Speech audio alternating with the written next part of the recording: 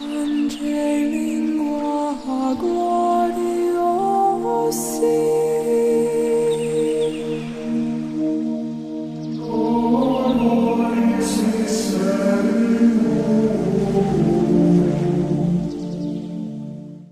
Jadi Petrus dan Paulus ini berjalan diberikan suatu salib kayu. Nah, salib itu sama panjang, sama besar, mungkin. Lalu berjalan dari matahari kena hujan, apalagi suka kadang haus dengan jalan haus dan dapat minum. Jadi tahu Petrus lagi, kata lagi masih benar potong bola supaya kita lihat haus, lelah, berjalan, potong bola. Dia mau bola. Tidak, memang biasanya memang kurang pendek dan mungkin Petrus merasakan sudah terlalu berat. Sebelum ketemu tempat pergantian ada jurang yang memang memisah antara arah selatan dengan arah timur. Jadi gelisah dan khawatir hati Petrus. Lalu dia melihat Paulus dengan tenang-tenang. Paulus mulai merentangkan salib. Paulus yang tidak pernah berpokoknya, akhirnya salib itu mundur sampai ke jurang sebelah. Apa yang terjadi pada Petrus? Salibnya tidak sampai. Karena dia selalu menjaga di salib. Berarti salibnya tidak sampai menyeberang ke tempat finish. Umat yang terkasih dalam Tuhan Yesus Kristus, dalam pertemuan kita pada Jumat Agung ini, inilah yang saya katakan bahwa setiap kita punya salib masing-masing. Tuhan setahu, Tuhan sokasih dalam pesan dalam kehidupan. Dikatakan dalam Injil, Yesus katakan, barang siapa mau mengikuti aku, dia harus memanggul salibnya. Jadi Bapak Ibu, saudara-saudara yang terkasih, sekali lagi melalui refleksi kita pada saat kita memperingati wafat dan sengsara Tuhan di kayu salib, di mana pengorbanan Tuhan yang lebih besar untuk kita dengan memanggul salib supaya kita boleh dibebaskan dari seluruh dosa. Dan kita juga maknai salib dalam kehidupan kita. Tetaplah kita panggul, tetaplah kita semangat memanggul salib. Bapak Ibu, saudara-saudara yang terkasih, sekali lagi mari kita pada saat ini bersungguh-sungguh memaknai salib sebagai suatu jalan bagi kita untuk menuju kepada kehidupan kekal. Bapak Ibu, saudara-saudara yang terkasih, kita sudah mendengarkan panjang lebar tentang bagaimana perjalanan salib Kristus itu sendiri sampai puncak di Bukit Golgota. Semoga kita pun dalam kehidupan kita bangun salib kita sampai memuncak pada saat kita menghadap kehadiran Bapa di surga. Semoga sekali lagi melalui salib kehidupan kita, peristiwa-peristiwa salib, peristiwa suka maupun duka yang kita alami, kita jalani dalam kehidupan kita, sungguh-sungguh salib memotivasi kita, salib menginspirasi kita, sekiranya kita tetap setia, kita tetap semangat, tetap mengandalkan Tuhan dalam kehidupan kita, walau seberapa berat pun saling dengan kita makhluk, saya yakin Tuhan tidak akan membiarkan kita, Tuhan tidak melepaskan kita sendiri dalam mengambil salib, karena Dia sudah terlebih dahulu memberikan contoh bagaimana Dia mengambil salib sampai puncak di Golgota, wafat di kayu salib, dan telah akhirnya bangkit dari antara orang. Semoga kita memasuki pada siang salib. Angeli gloriosi.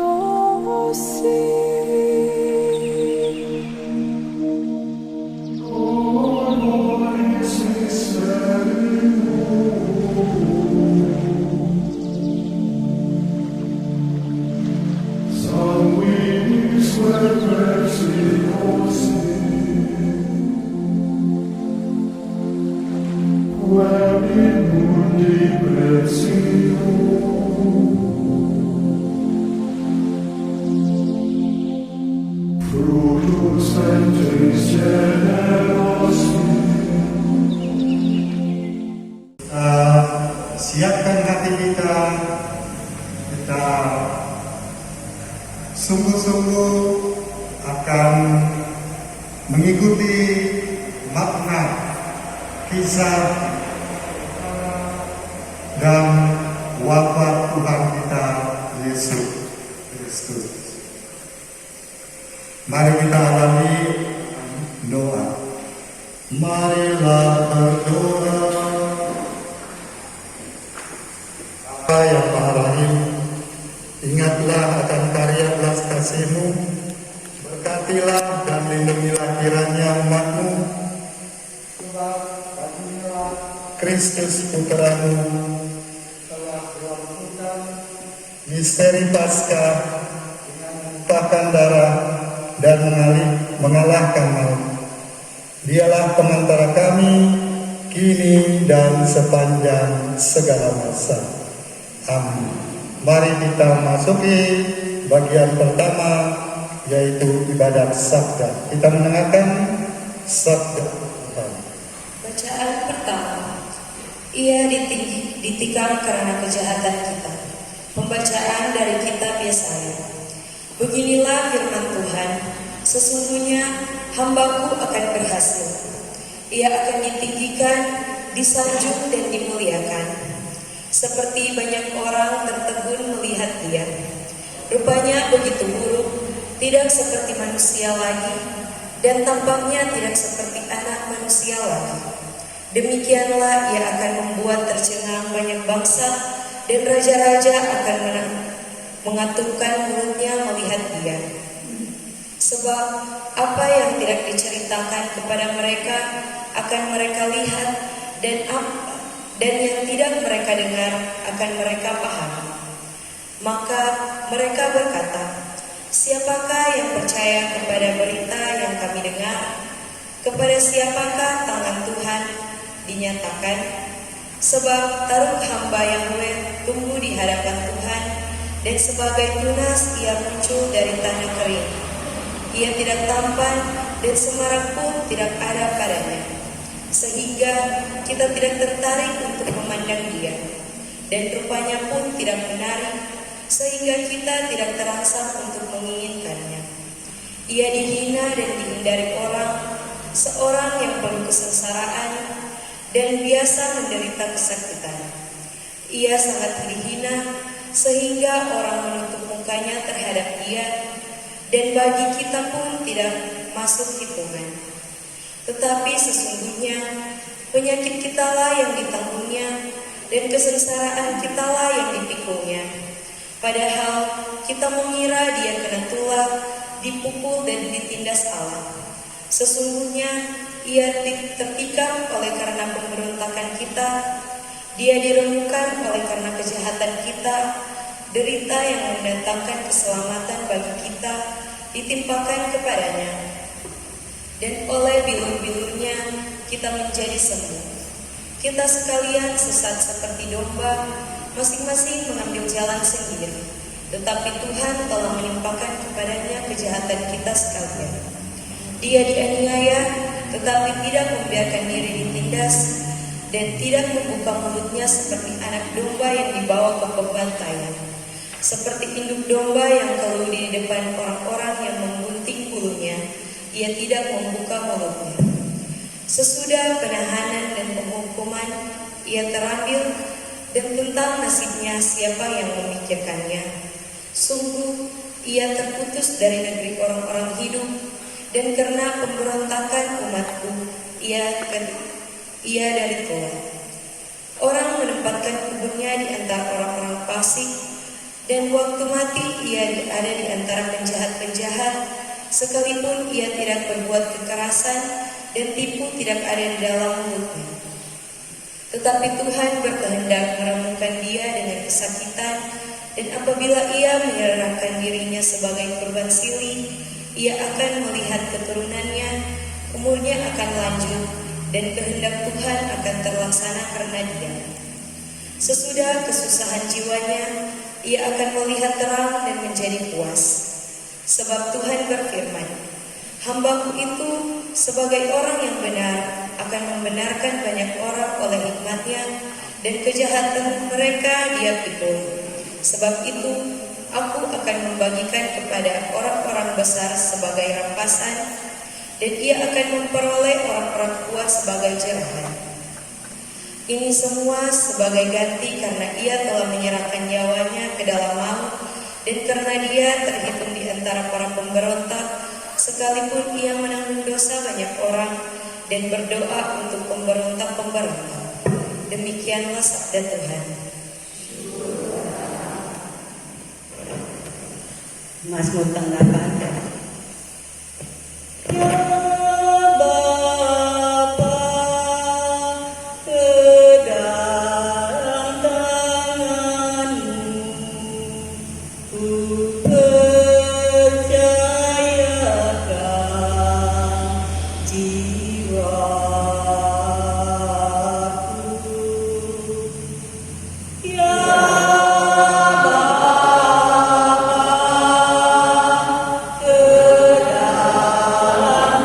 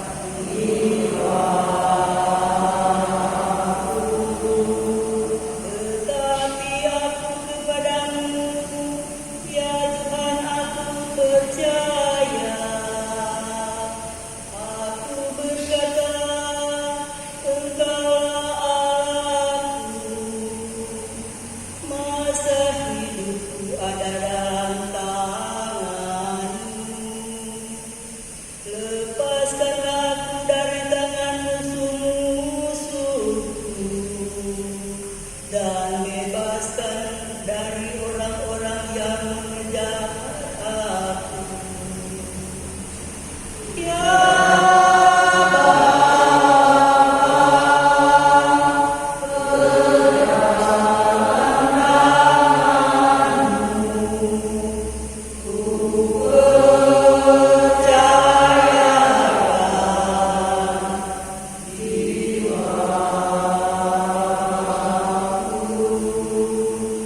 buatlah wajan bercahaya atas hamba-hambamu. Selamatkanlah aku oleh kasih setiamu. Kuatkanlah dan teguhkanlah hatimu. Hai semua orang yang berharap kepada Tuhan. Ya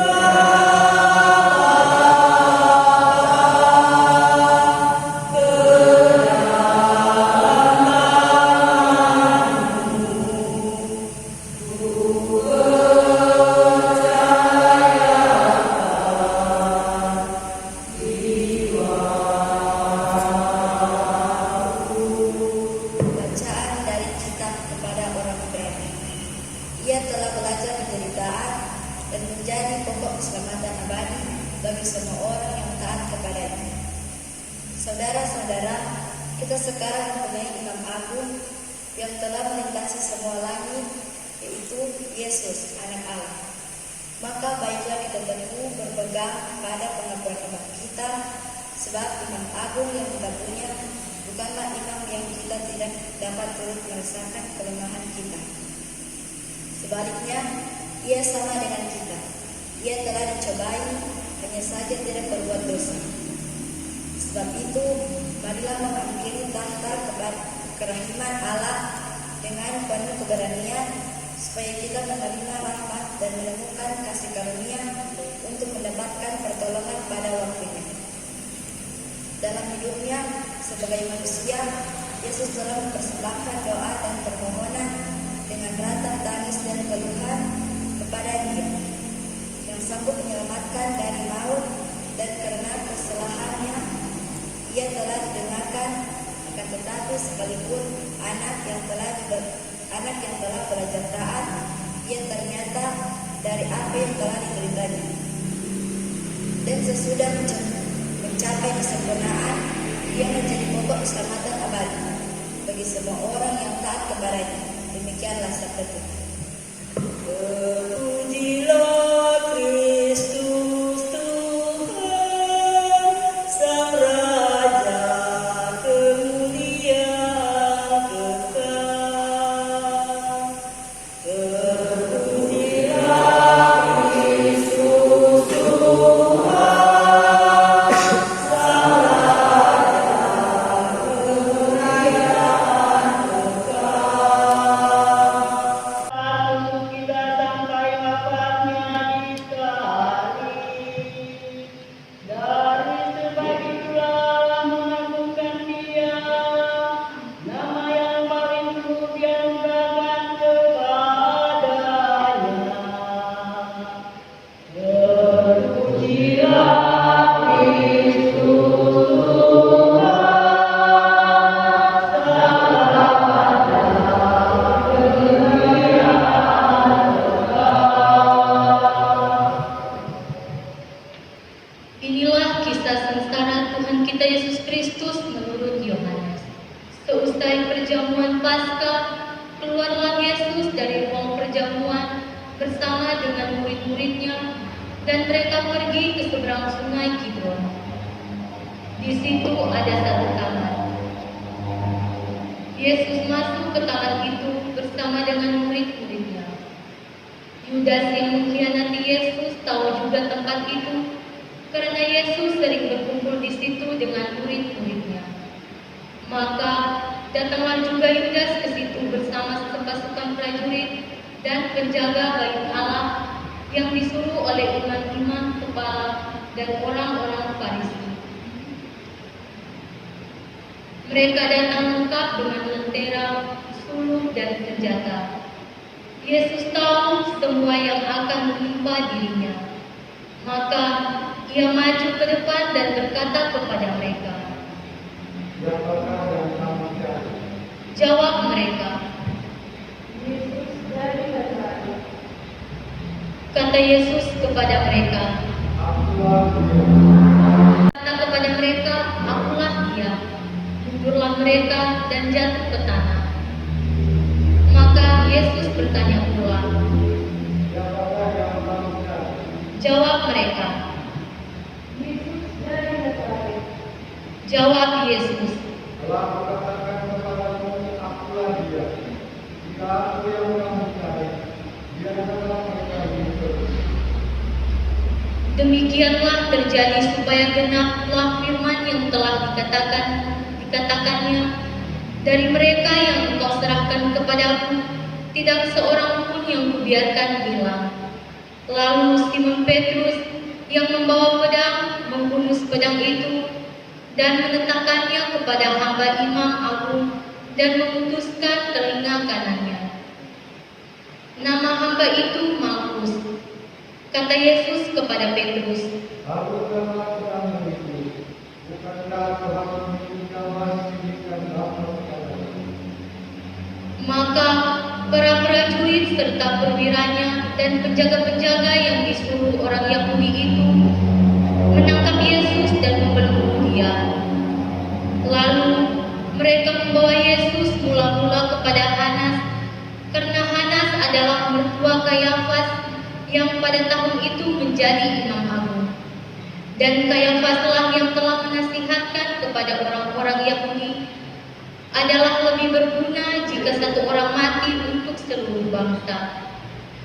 Simon Petrus dan seorang murid lain mengikuti Yesus. Murid itu mengenal imam agung dan ia masuk ke halaman istana imam agung itu.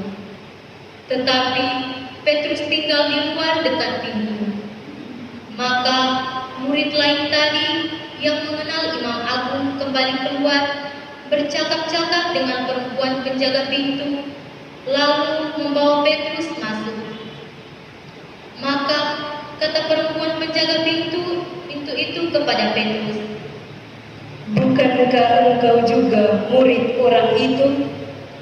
jawab Petrus. Bukan. Sementara itu, hamba-hamba dan para penjaga bait Allah telah memasang api arang, sebab hawa dingin waktu itu, dan mereka berdiri berdiam di situ.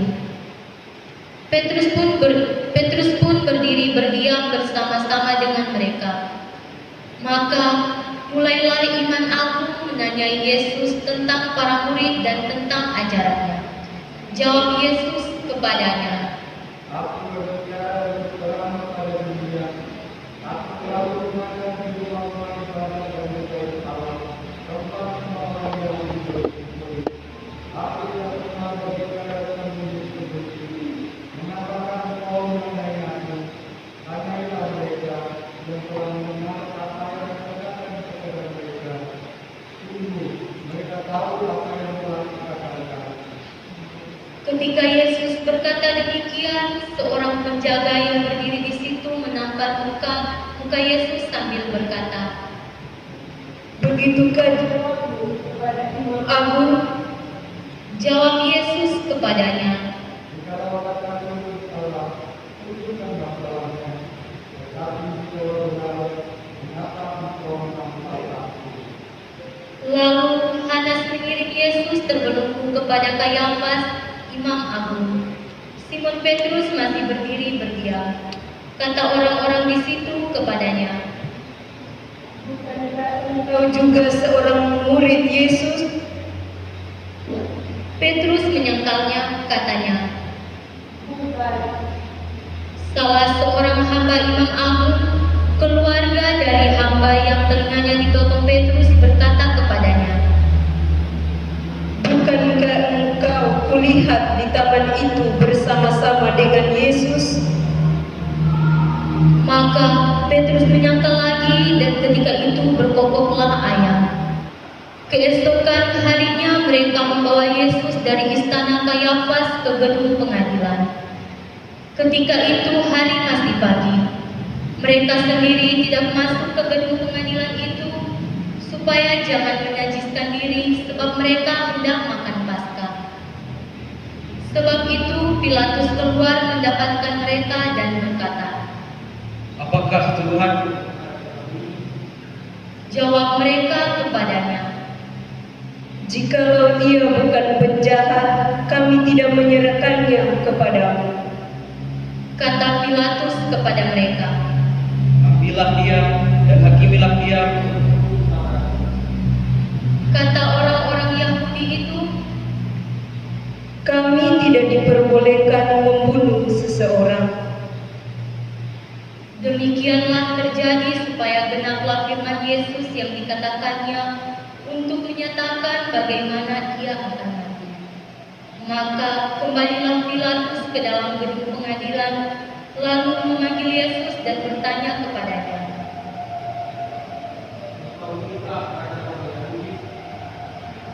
jawab Yesus, Dari hati kita engkau katakan hal itu. Atau adakah orang lain yang mengatakan kepadamu tentang hal itu? kata Pilatus. Orang Yahudi. Bak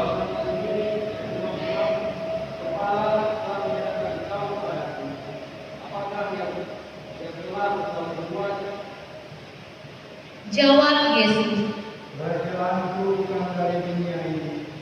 Jika kerajaanku dari dunia ini, pasti hamba-hambaku sudah melawan, supaya jangan diserahkan kepada orang Yahudi. Akan tetapi kerajaanku bukan dari dunia. maka kata Pilatus kepadanya, jadi jawab Yesus, Seperti yang dikatakan, aku adalah raja. Untuk itulah aku lahir, dan untuk itulah aku datang ke dunia, yaitu memberi kesaksian tentang kebenaran. Setiap orang yang berasal dari kebenaran mendengarkan suaraku.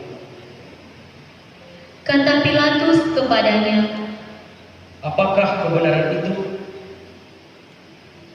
Sesudah mengatakan demikian, Pilatus keluar lagi mendapatkan orang-orang Yahudi dan berkata kepada mereka, Aku tidak mendapati kesalahan apapun padanya.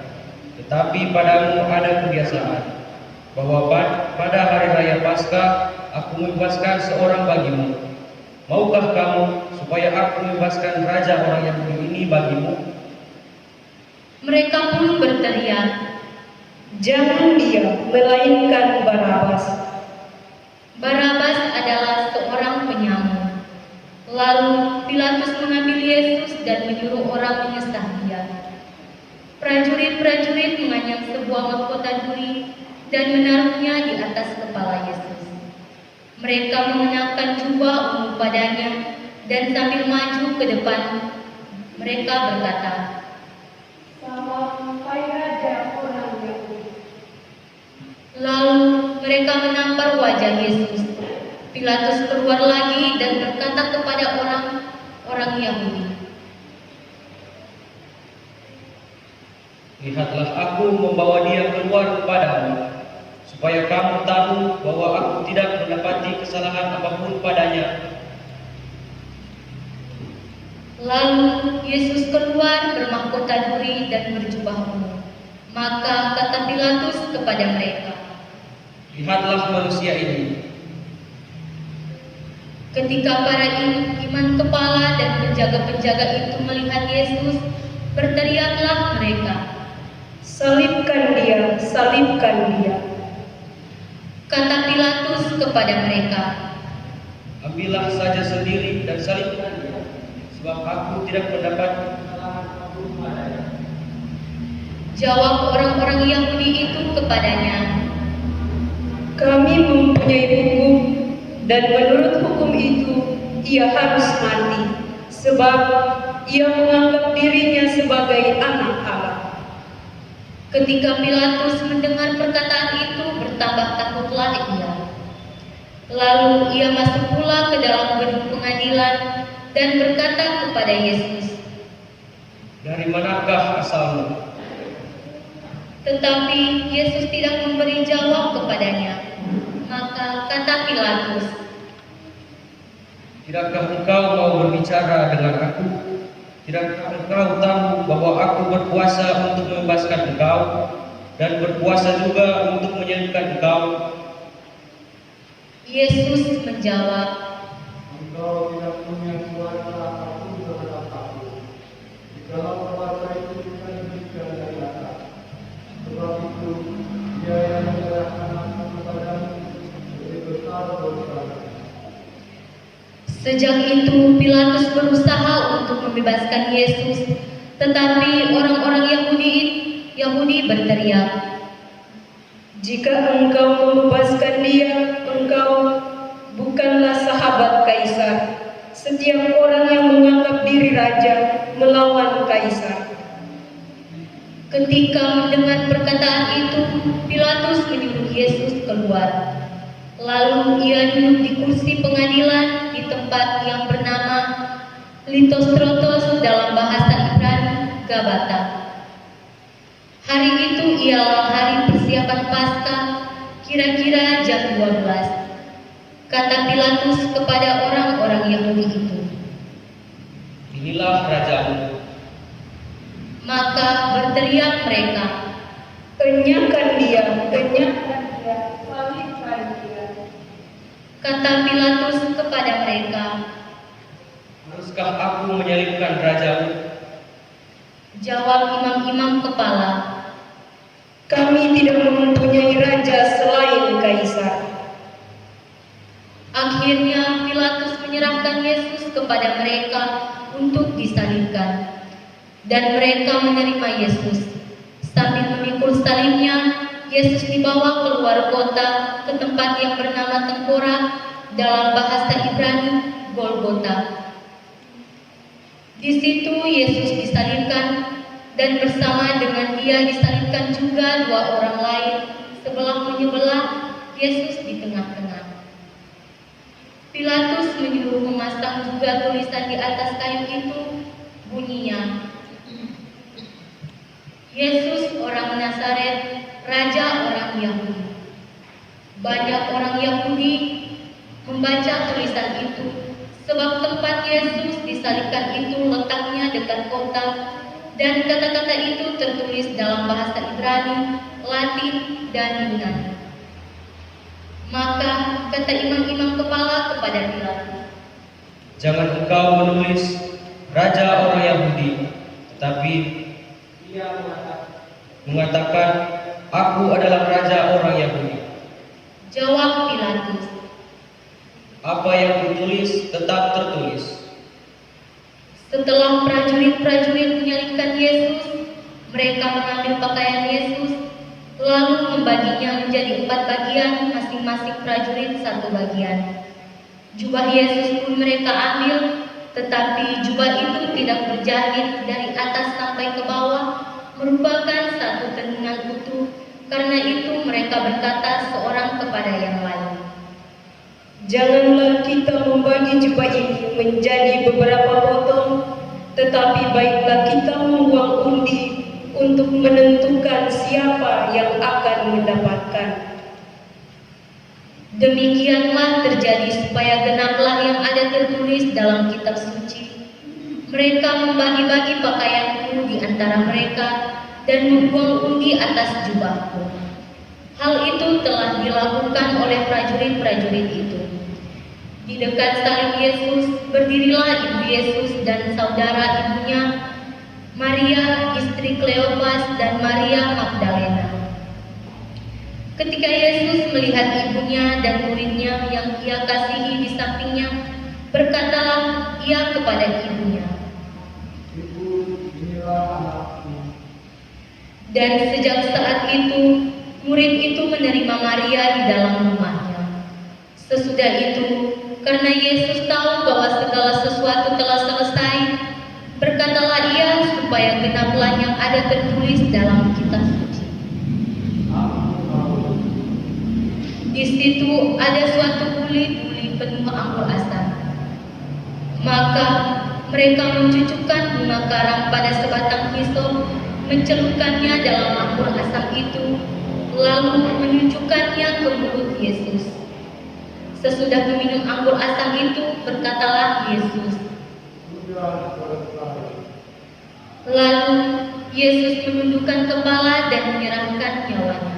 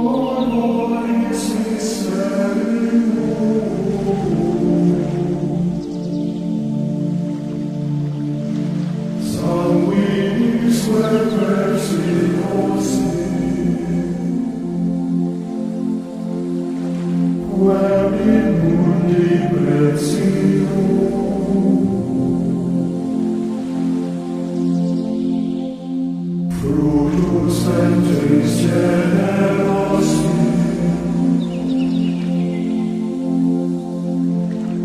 reservut in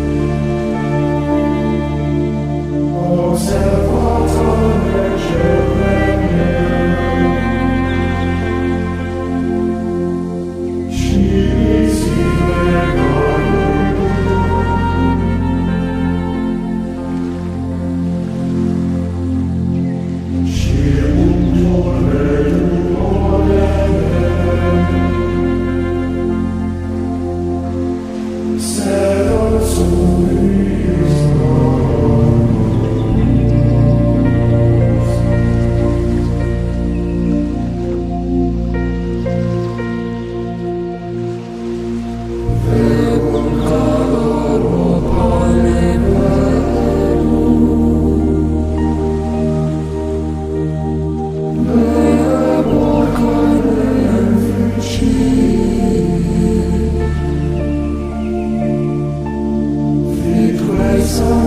Christi